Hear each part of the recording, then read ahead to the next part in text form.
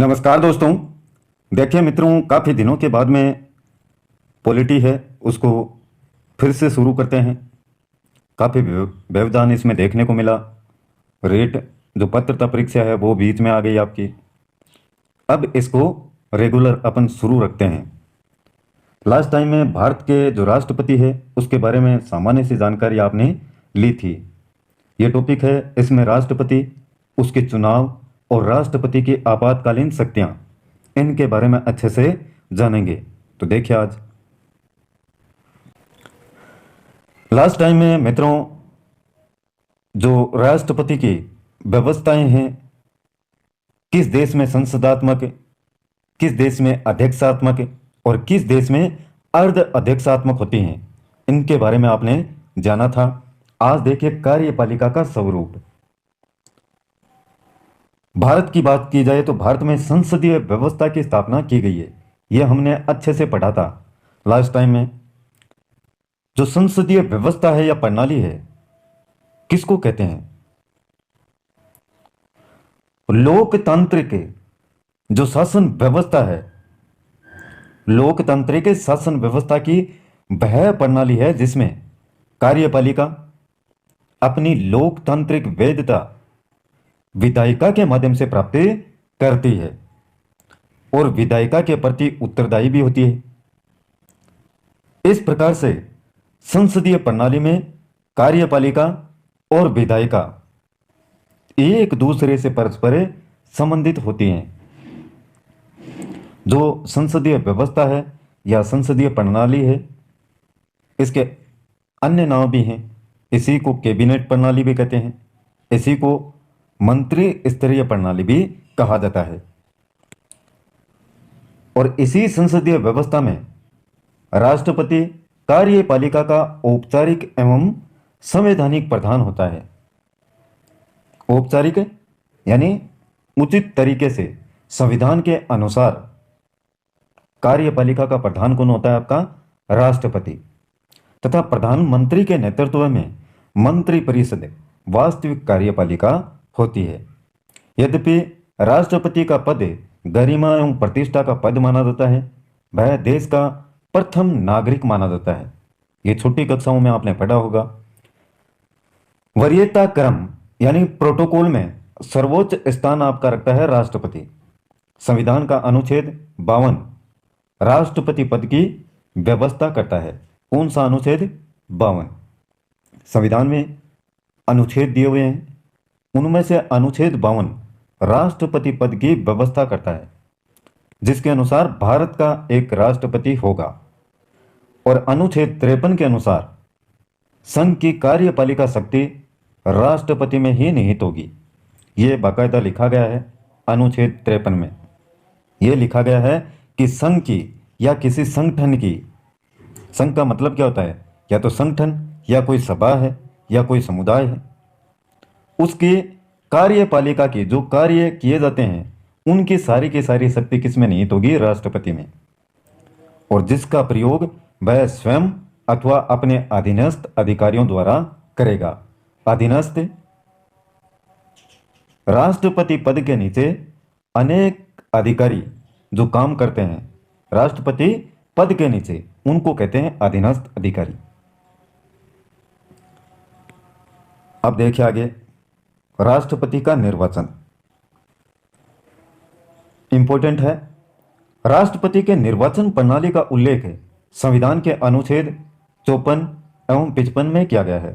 याद रखें, राष्ट्रपति के निर्वाचन प्रणाली का उल्लेख संविधान के किस अनुच्छेद में किया गया है? 54 और 55 में। अनुच्छेद 54 देखिए क्या कहता है। अनुच्छेद 54 के अनुसार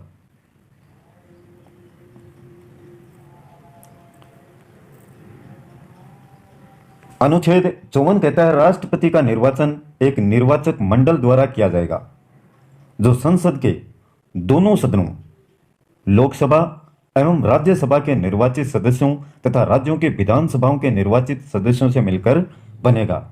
संसद के दो सदन होते हैं, आपको पता ही है, एक आपका लोकसभा और एक है राज्यसभा।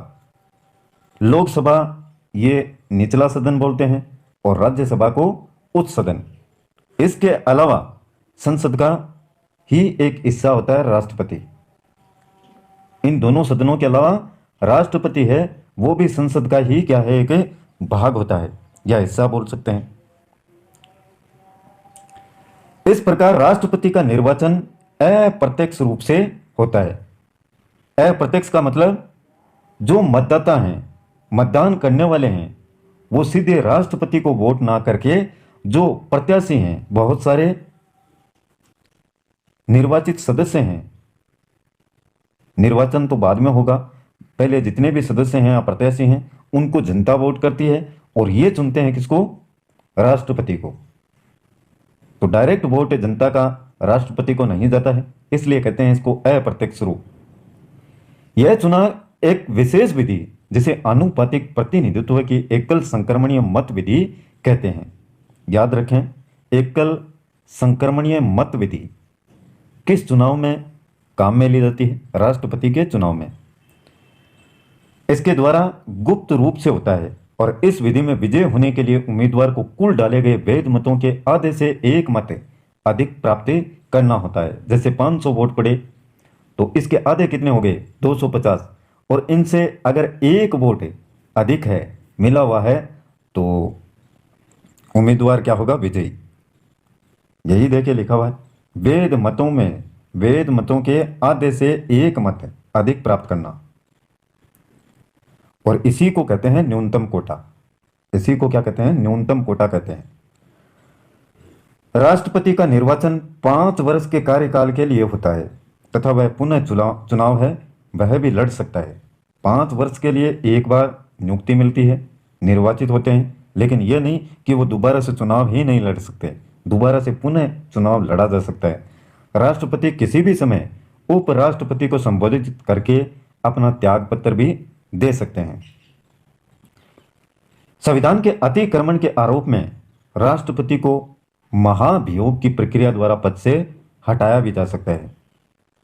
महाभियोग की प्रक्रिया ये काफी बार मैं पहले भी आपको बता चुका हूं। किसी प्रकार के संविधान को क्षति पहुंचाने जैसे अगर आरोप राष्ट्रपति पर लगते हैं तो उस समय उनको महाभियोग की प्रक्रिया द्वारा हटाया जा सकता है। तो ये ध्यान में रखें, जिसका वर्णन संविधान के अनुच्छेद 61 में मिलता है।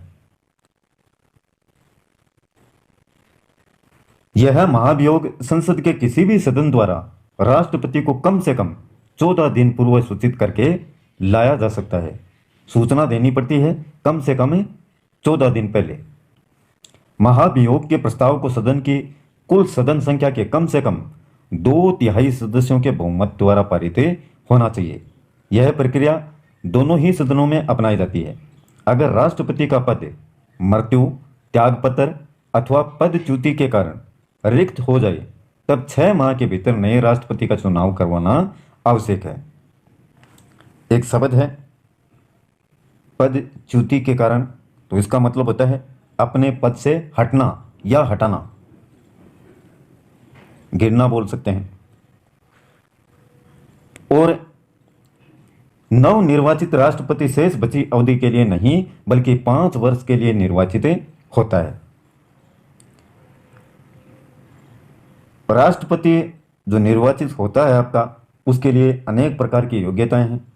संविधान के अनुसार राष्ट्रपति पद का उम्मीदवार होने के लिए आवश्यक है कि वह भारत का नागरिक हो, उसकी न्यूनतम आयु 35 वर्ष हो।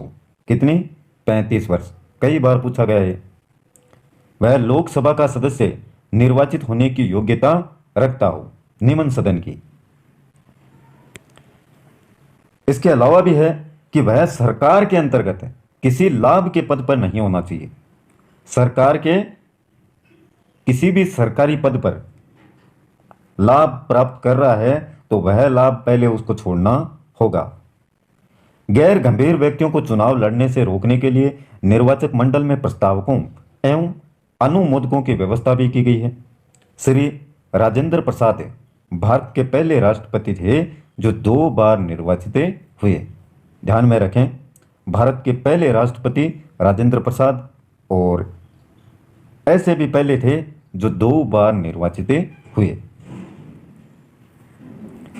इसके बाद में देखिए इसके बाद में है राष्ट्रपति के निर्वाचन की प्रक्रिया। राष्ट्रपति के निर्वाचक मंडल में दो बातों पर विशेष बल दिया गया है। प्रथम, निर्वाचक मंडल में जनसंख्या का निकटतम संभव समान प्रतिनिधित्व हो, और द्वितीय, समस्त विधानसभा सदस्यों द्वारा देय मतों में समता रहे, यानी समानता। और उक्त उद्देश्यों की प्राप्ति हेतु निर्वाचक मंडल के प्रत्येक सदस्य की मत संख्या निश्चित करने के लिए विशेष पद्धति अपनाई गई है।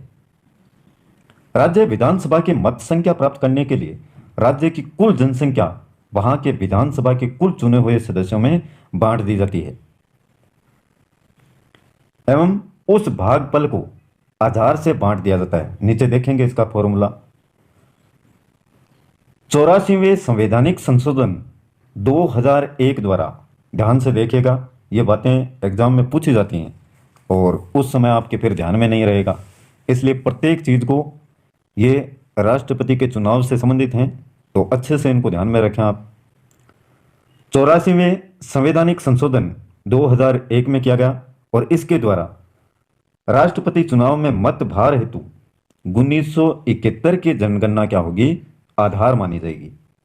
और इसमें परिवर्तन भी होगा, लेकिन कब, 2026 के पश्चात होने वाली जनगणना के प्रकाशन के बाद ही। और इस सूत्र के द्वारा आप समझ सकते हैं विधानसभा के निर्वाचित सदस्य का जो मत भार है वो होता है राज्य की कुल जनसंख्या, राज्य की जितनी जनसंख्या है और राज्य विधानसभा के निर्वाचित सदस्यों की कुल संख्या का इसमें देते हैं भाग, और भाग में लिखते हैं 1000। इस प्रकार से यह निकाली जाती है। विधानसभा के निर्वाचित सदस्य का कुल मत भार इस प्रकार से निकालते हैं।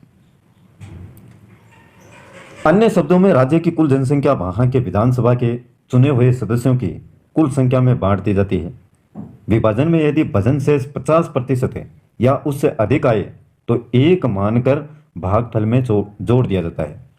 उदाहरण देखिए, माना कि राजस्थान की जनसंख्या 1971 की जनगणना के आधार पर इतनी है और राज्य विधानसभा की सदस्य संख्या कितनी है, इतनी, तो प्रत्येक विधायक का मत भार इस प्रकार से ज्ञात करेंगे। राजस्थान की जनसंख्या 1971 की मतगणना के जनगणना के अनुसार और राज्य विधानसभा सदस्यों की संख्या ये।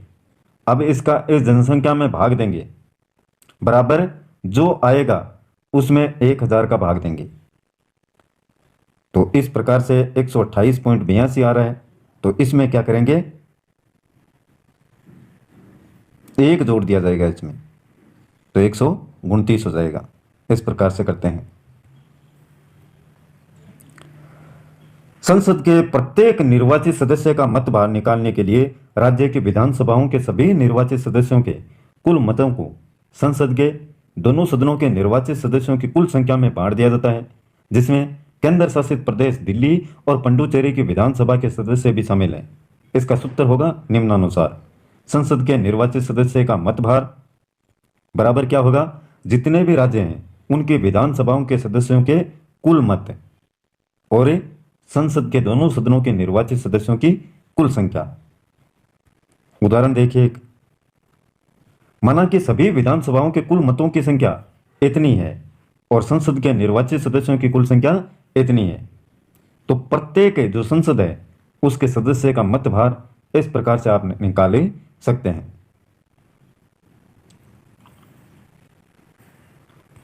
अब आगे देखिए,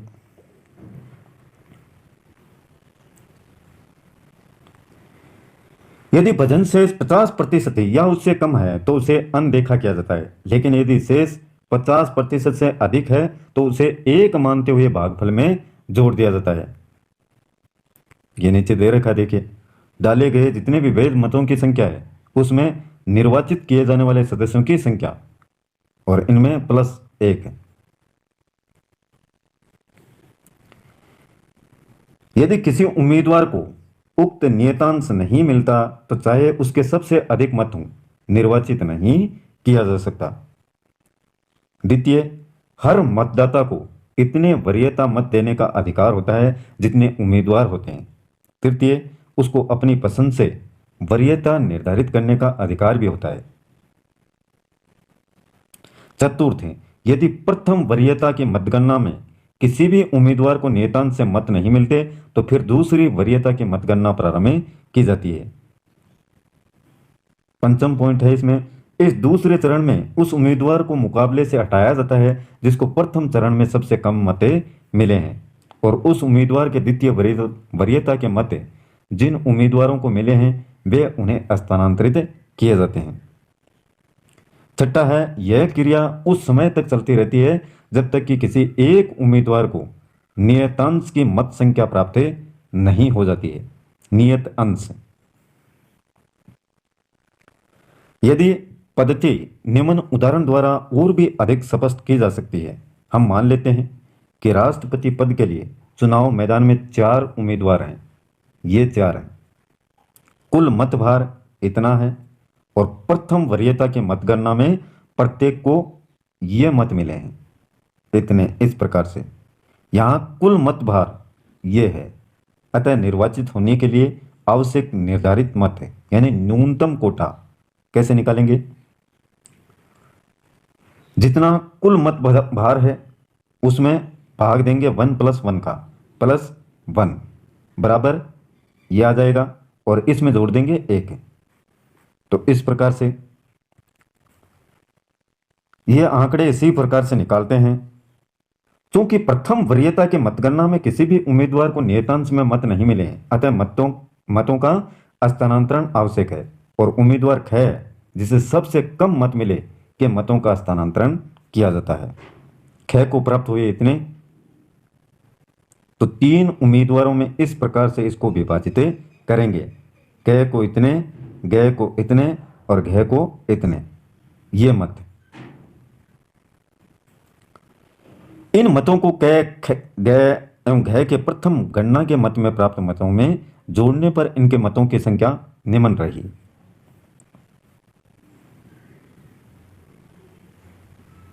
ये इस प्रकार से हो जाएगी, उसी में जोड़ देंगे जितने मत क को प्राप्त हुए हैं, ग को प्राप्त हुए हैं, उसमें जोड़ देंगे तो ये कुल बन जाएगी। स्पष्ट है कि अभी भी किसी उम्मीदवार को नियतांश प्राप्त नहीं हुआ है, अतः नियतांश यानी कम से कम न्यूनतम ये, अतः पूर्व प्रक्रिया को दोहराते हुए न्यूनतम मत प्राप्त उम्मीदवार यानी क के पहली वरीयता के 30,000 मतों की दूसरी वरीयता का विभाजन ग व घ में इस प्रकार किया गया।